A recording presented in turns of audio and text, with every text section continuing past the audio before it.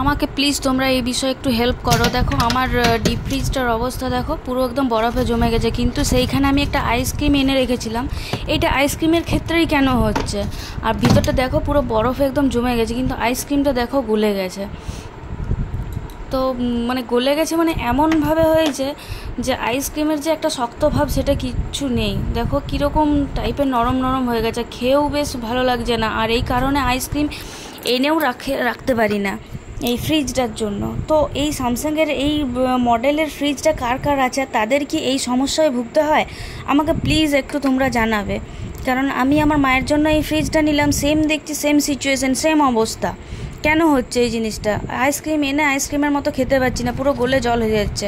এ দেখো কাগজগুলোও দেখাচ্ছে, এই মডেলটা আমার ছিল 2021-এ নিয়েছিলাম এই মডেলটা। 2021-এ, হ্যাঁ 2021-এই নিয়েছিলাম আমি, 4 বছর হয়ে গেল। তো এই অবস্থাই চলছে। দোকানে সত্যি বলতে যাওয়া হয়নি। তো তোমরা একটু যাদের আছে এই ফ্রিজটা আমাকে একটু কাইন্ডলি জানাবে যে প্রবলেমটা এরকমই নাকি অন্য কিছু মানে সেটিং করতে হয়।